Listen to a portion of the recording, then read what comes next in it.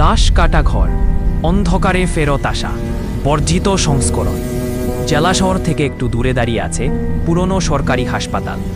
হাসপাতালের পেছনে নিঃসঙ্গ অন্ধকারে ঢাকা একটি ভাঙা দালান, লাশ কাটা ঘর। কেউ ওদিকে যায় না।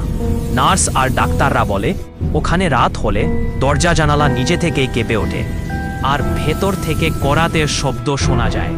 কেউ কেউ আবার বলেছে ওখানে যারা অমানবিকভাবে মারা গেছে তাদের আত্মা মুক্তি পায়নি। প্রথম রাত ইন্টার্ন আরিফ।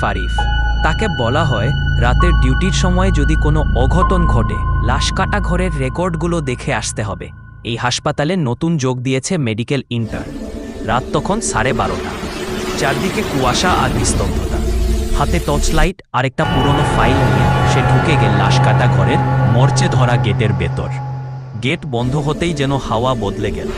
বাতাস ঠান্ডা হয়, বরফের মতো জমে উঠল। টেবিলের পাশে একটা পুরনো রেকর্ড বুক, যার পাতা আধ খোলা। শেষ লাইনটায় লেখা কেস 141। মৃতদেহ এখনো সম্পূর্ণ নীরব নয়। আরিফ কাপড়টা সরাল, চমকে উঠল।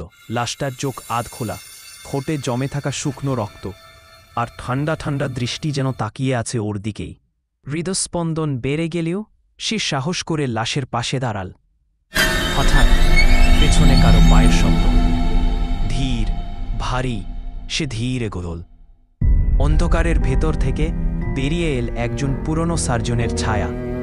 মুখ অদৃশ্য, কোট রক্তে ভেজা, হাতে মরচে পড়া ছুরি।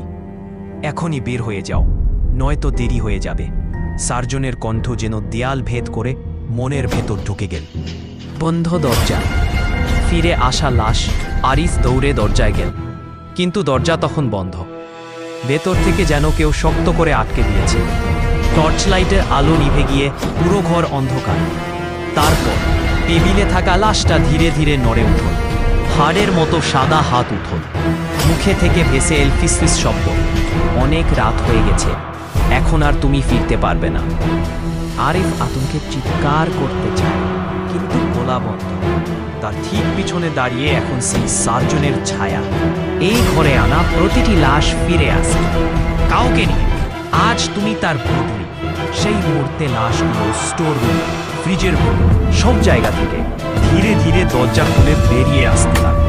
কেউ অপারেশন কাটা বুকে সেলাই ছিঁড়ে হাঁটছে, কারো মাথা নেই। তবু সে এগিয়ে আছে রক্তাক্ত গলায় শব্দ তুলতে তুলতে। শুধু তাদের চোখে একটাই জ্বালা, বাঁচার নয়, কাউকে টেনে নেওয়ার। পরের দিন সকালে লাশ কাটা ঘরের গেট খোলা পাওয়া যায়, কিন্তু আরিফ আর নেই। টেবিলে শুধু একটা নতুন খোলা রেকর্ড বুক, যেখানে শেষ লাইনে লেখা কেস 180। আরিফ এসে ফিরে যায়নি। নাসরা বলে সেই রাতের পর থেকে লাশ কাটা ঘরের আলো নিজে নিজে জ্বলে উঠে। মাঝরাতে কেউ পাশ দিয়ে হাঁটলে শুনতে পায় ক্ষীণ স্বরে ফিসফিস, আমাকে এখান থেকে বের করো। আর দেয়ালের পেছনে করাতের টুকটুক শব্দ এখনো বাজে।